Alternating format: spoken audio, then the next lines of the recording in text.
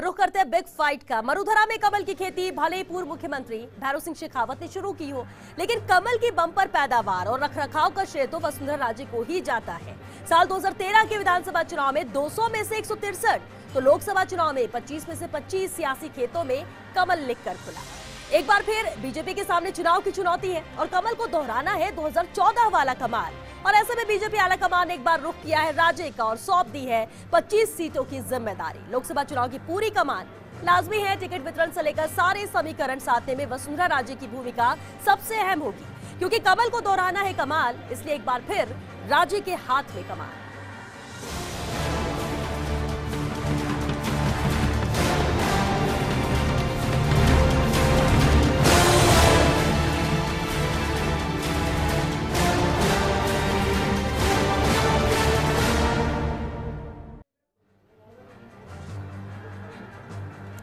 तो क्या मान लिया जाए राजस्थान में बीजेपी मतलब वसुंधरा राजे ही है और सूबे में बीजेपी आलाकमान पूरी तरह से राजे पर ही निर्भर है? क्या राजे ही तय करेंगे ज्यादातर उम्मीदवार? और सबसे बड़ा सवाल, राजे को फ्री हैंड मिलने के बाद कांग्रेस के लिए लोकसभा की टक्कर और कितनी कठिन हो गई है? जी हाँ, बिग फाइट लाइन में बहस आज इसी बड़े मुद्दे पर है। बहस करने के लिए मेहमान हमारे साथ मौजूद है। पूर्व मंत्री अनीता भदेल जी हमारे साथ हैं, पीसीसी की मीडिया चेयरपर्सन अर्चना शर्मा जी हैं और साथ ही आप नेता पूरमचंद भंडारी जी हैं। बहुत स्वागत है आप सभी का बिग फाइट लाइव में।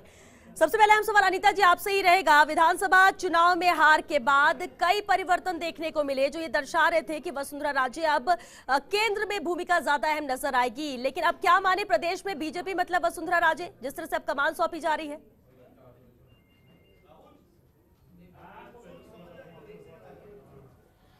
देखिए श्वेता जी, क्योंकि वो हमारी नेता हैं और 2 बार मुख्यमंत्री रही हैं और भारतीय जनता पार्टी में सारी चीज़ें जो हैं वो मिलकर के तय होती हैं, है ना।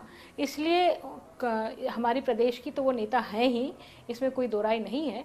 और सबसे लोकतांत्रिक ढंग से ऐसा नहीं है, नीचे से बातचीत हुई है, जिलों में बातचीत हुई है, हमारे प्रभारी लगाए हैं, नीचे से फीडबैक लेकर के हमारी समिति बनी है, संसदीय बोर्ड है, वहाँ समिति द्वारा प्रेजेंटेशन होगा, फिर संसदीय बोर्ड में सारी चीज़ें तय होंगी। तो निश्चित रूप से वसुंधरा जी का एक कद है जो राजस्थान प्रदेश में बहुत अहम भूमिका रखता है और ये सब मिलकर के इस निर्णय तक पहुँचने वाले हैं। ठीक है, चलिए, ये सब मिलकर निर्णय तक पहुंचने वाले, यानी नीचे से ऊपर तक सबसे फीडबैक यहाँ पर लिया गया, जिस तरह से अनीता जी कह रही हैं। अर्चना जी, कांग्रेस को क्या कोई फर्क पड़ेगा? क्योंकि बीजेपी में प्रदेश अध्यक्ष की जब चयन की बात थी उसके बाद से ही जिस तरह से चला आ रहा था, रिश्तों को लेकर कांग्रेस ने बहुत कुछ कहा कि केंद्र और राज्य के रिश्ते सही नहीं चल रहे, तालमेल नहीं बैठ रहा है। और एक बार फिर से जब विधानसभा में हार होती है उसके बाद भी कई चीजें बदलाव देखने को मिलता है, लेकिन फिर से कमान वसुंधरा राजे को। क्या कांग्रेस को कोई फर्क इससे पड़ेगा जिस तरह की तैयारी कांग्रेस की है? देखिए, मुझे ऐसा लगता है कि पहले तो वसुंधरा राजे जी पर अविश्वास किया गया और विधानसभा चुनाव में भी बहुत ज़्यादा उनके ऊपर फ्री हैंड नहीं था। प्रत्याशी चयन को लेकर भी ऐसा माना जा रहा था कि 50-50 पोजीशन में थे कि केंद्र का हस्तक्षेप है और उनके पास भी 50% प्रत्याशियों के चयन की स्वीकृति थी। एक नारा भी खूब चला कि वसुंधरा की खैर नहीं और पता नहीं क्या क्या लेकर के, तो ये बात कही जा रही थी। हाँ, मतलब उन्हीं को टारगेट करके कहा जा रहा था, उन्हीं के लोगों के द्वारा। तो ऐसी अवस्था में मुझे लगता है कि भारतीय जनता पार्टी में नेतृत्व क्षमता के लोगों की कमी है और जब कमी होती है तो फिर घूम करके वहीं लौटना पड़ता है जहाँ से शुरुआत होती है। देखिए, वसुंधरा राजे जी महिला है और महिला के रूप में वो मुख्यमंत्री भी रही हैं, तो मैं एक महिला होने के नाते उन पर कोई ऐसा आक्षेप नहीं लगा सकती कि वो अक्षम है या उनमें कोई काबिलियत नहीं। उन्हीं की पार्टी ने उन्हें नाकाबिल समझा था और सारी हार का ठीकरा फोड़ करके उन्हें यहाँ से हटा करके केंद्र की राजनीति सक्रिय करने का प्रयास किया था। लेकिन ऐसा महसूस हुआ होगा पार्टी के स्तर पर कि लीडरशिप की ग्रूमिंग ही नहीं हुई निचले स्तर पर, और जब ग्रूमिंग नहीं हुई है तो ऐसी अवस्था में बैक टू पवेलियन हो गए ये लोग। लेकिन मेरा ये मानना है, जो मूल प्रश्न आपका था, क्या वसुंधरा जी के वापस इस पूरे चुनाव की बागडोर संभालने से हमें फर्क पड़ेगा? देखिए, हमारे लिए तो सबसे मुफीद यही होगा। इसलिए होगा कि जिन वसुंधरा जी से लोगों को नाराजगी थी विधानसभा चुनाव के दौरान, उनके सामने फिर वही नेतृत्वकर्ता के रूप में होंगी तो निश्चित रूप से जनता ये महसूस करेगी कि भारतीय जनता पार्टी विकल्पहीन पार्टी है। इसके पास कोई ऐसे ऑल्टरनेट्स नहीं है जो कि एक सुखद आगाज की बात कर सकते हो। तो जो मिस मैनेजमेंट उनका रहा, या यूँ कह सकते हैं एडमिनिस्ट्रेटिव फेलियर उनका रहा, या प्रदेश की जो दुर्दशा हुई, वो मुद्दा भी फिर केंद्र बिंदु में आएगा। लेकिन ठीक है अर्चना जी, आप ये सब बातें कह रही हैं और ये जब विधानसभा चुनाव के परिणाम आए सब देखने को मिला है, लेकिन पूनम चंद जी, अगर उस पर स्टैंड रहता तो शायद फिर से ये कमान नहीं सौंपी जाती कि टिकट बंटवारे को लेकर या फिर कैंडिडेट चयन को लेकर इतनी प्राथमिकता दी जाती। अगर वही स्थिति होती, कहीं ना कहीं फिर से भरोसा है या फिर कोई उतना मजबूत यहाँ पर नेतृत्व प्रदेश के लिए नजर नहीं आया बीजेपी को? देखिए, इसमें कोई दो राय नहीं है कि वसुंधरा के मुकाबले राजस्थान के अंदर कोई नेता उनके कद का नहीं है। इन्होंने मदन लाल जी सैनी को अध्यक्ष बनाया था, लेकिन वो रबड़ की मोहर साबित हुए, कुछ कर नहीं पाए, कुछ बोल नहीं पाते, कुछ कर नहीं पाते ये। तो एक्चुअली इनके पास ऑल्टरनेट नहीं है। और हालांकि वसुंधरा जी की छवि खराब है, लेकिन ये है उनमें करिश्माई नेतृत्व है और उनकी पार्टी में पकड़ है। बात ये है वसुंधरा जी चाहें तो भाजपा को बुरी तरह हरा सकती हैं। इसलिए इस वक्त जो देश में माहौल चल रहा है, भाजपा के डू एंड डाई है, जीना है, कैसे कुछ भी हो, सत्ता कैसे भी आनी चाहिए, चाहे सेना के नाम पे मांगे चाहे कैसे मांगे। तो इनको कोई भी हो ऐसा व्यक्ति आज किसी और पार्टी का आएगा उसको ले लेंगे। ये आप बोले कि ऐसी स्थिति है, ऐसी स्थिति। लेकिन अनीता जी, बीजेपी की क्या स्थिति है? क्योंकि आप जिस तरह से एयर स्ट्राइक हुए, एयर स्ट्राइक के बाद बीजेपी काफी कॉन्फिडेंस नजर आ रहा है, बीजेपी के अंदर मजबूत अपने आप को बीजेपी देख रही है लोकसभा चुनाव में। मजबूत देख रही है, क्या स्थिति है अभी? देखिए श्वेता जी, पहले तो मैं अर्चना जी की बात का जवाब देना चाहूंगी कि उनके पार्टी में कोई विकल्प नहीं है। पहले तो वो खुद अपनी पार्टी में झांक करके देख ले कि गांधी परिवार के अलावा उनकी पार्टी में कोई विकल्प है क्या। ये प्रश्न जनता लेकिन हम तो प्रदेश की बात कर रहे हैं अनीता जी। आप 25 सीटें, मिशन 25 आप दोनों का ये बीजेपी का भी, कांग्रेस भी है। प्रदेश की विधानसभा के चुनाव में आपने जो है ना, नहीं मैं वही कह रही हूँ ना, मैं जो बात उन्होंने उठाई है ना, विकल्प नहीं है, वो विकल्प की बात मैं कह रही हूँ, उन्हीं की बात का पार सवाल मैं कर रही हूँ। स्थापित कर दिया ना गांधी परिवार के अलावा कोई वसुंधरा राजे को कह रहे थे कि हमारे फेलियर के लिए जिम्मेदार है। दूसरी बात मैं ये कहना चाहूंगी कि विधानसभा चुनाव में फ्री हैंड था मुख्यमंत्री जी को। आपने क्या किया विधानसभा चुनाव में? आपकी सूचियां अगर फ्री हैंड नॉमिनेशन वाले दिन तक आपके लोग झगड़ते रहे और झगड़ने के कारण से आपके नाम विधानसभा चुनाव में जा रही है, तो लोकसभा की बात कर रहे हैं। अनीता जी लोकसभा की बात कर रहे हैं, नहीं हुए और फिर आपने जो पूरा प्रदेश में किया कि प्रदेश में नेतृत्व की बात कर रहे हैं, प्रदेश में नेतृत्व की बात कर रहे हैं अनीता जी। देखी है आपकी, इसलिए ये सवाल मैं यही बात कह रही हूँ ना।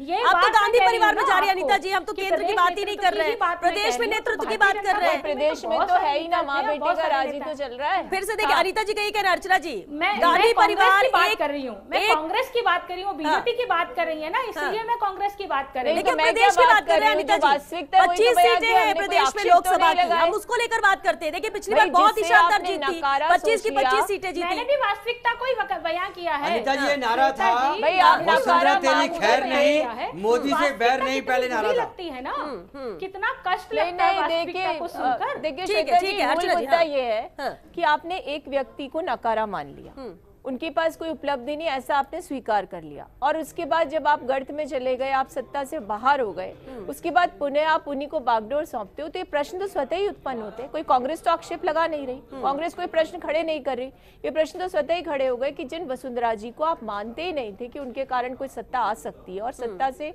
जो बाहर हुई भारतीय जनता पार्टी, उसका ठीकरा भी उन पर डाला गया।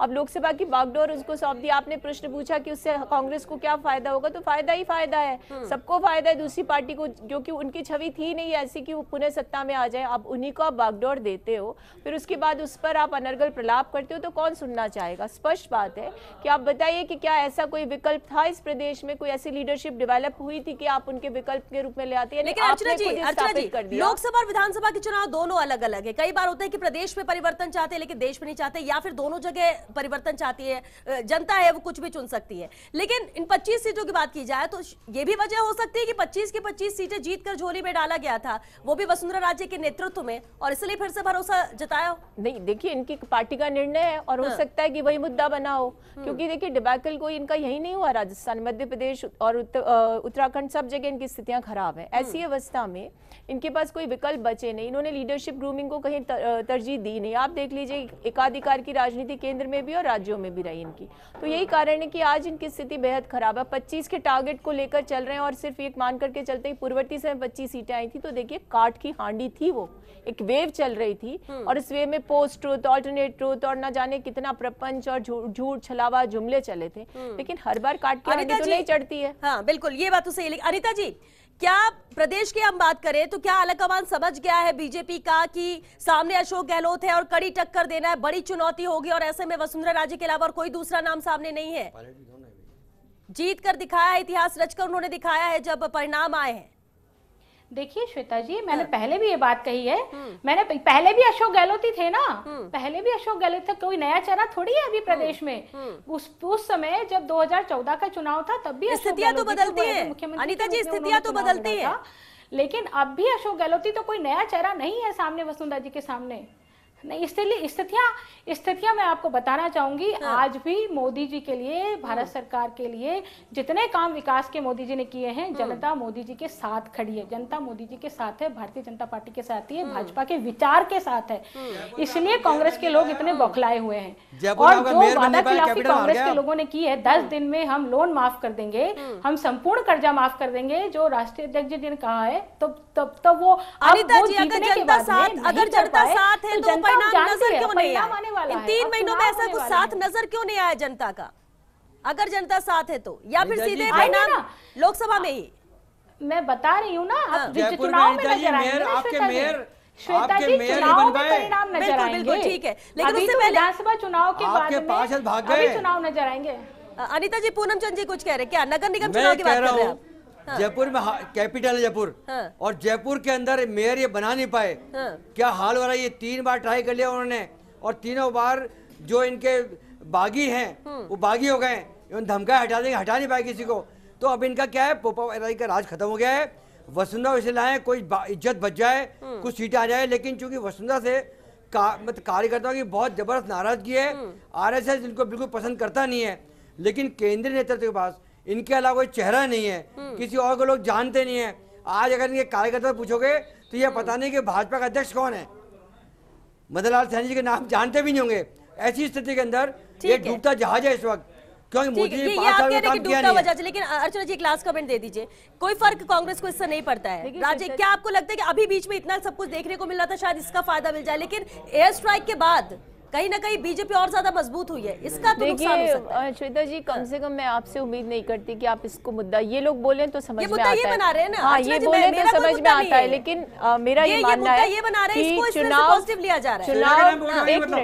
इस बात पर नहीं हो सकता कि एयर स्ट्राइक की कोई भी सरकार होती तो ये कदम हम उठाते, देश की सुरक्षा से बड़ा कुछ नहीं है। लेकिन आप इस मूल बात को समझिए कि इनके जितने भी बागी विधायक थे, वहाँ मंडल अध्यक्ष इनके साथ नहीं, बड़ी चिंता है इनके मन में, और भी संगठन की स्थिति बहुत खराब हो रही है। अभी पूनम चंद जी ने कहा कि मेयर नहीं बना पाई, नहीं, संगठन के स्तर पर जो कसाव होना चाहिए, डिसिप्लिन पार्टी का जो कहते हैं पार्टी विद द डिफरेंस, वो भ्रम टूट चुका है इनका। ऐसी अवस्था में जब एक व्यक्ति का वर्चस्व रहा बहुत लंबे समय तक, ये मैं कोई राजनीतिक आक्षेप के रूप में नहीं कह रही हूँ, ये मैं एनालिसिस के रूप में आपको कह रही हूँ कि उनके वर्चस्व को संगठन के स्तर पर महसूस किया। खत्म करना, वक्त खत्म हो चुका है। बहुत शुक्रिया आप सभी का इस चर्चा में शामिल होने के लिए। तो अहम बात यह है कि भले ही विधानसभा चुनाव में परिणाम जैसे भी आए हो, बीजेपी को हार का सामना करना पड़ा, इसके बाद वसुंधरा राजे को दूसरी जिम्मेदारी यहाँ पर सौंपी गई, लेकिन एक बार फिर से भरोसा जताया गया है। बीजेपी ने आला कमान ने लोकसभा चुनाव के मद्देनजर कमान अब सौंप दी है वसुंधरा राजे को, क्योंकि एक बार फिर से जीतना चाहती है, मिशन 25 को फतेह करना चाहती है, और इस बार फिर से जिम्मेदारी दी गई है वसुंधरा राजे पर। देखना होगा कि जनता कैसे चुनती है और किसकी सरकार लेकर आती है, 25 सीटों के लिए किसे जीत का सहरा पहनाती है। चलिए, इसी के साथ बिग फाइट लाइव में आज के लिए बस इतना। नमस्कार।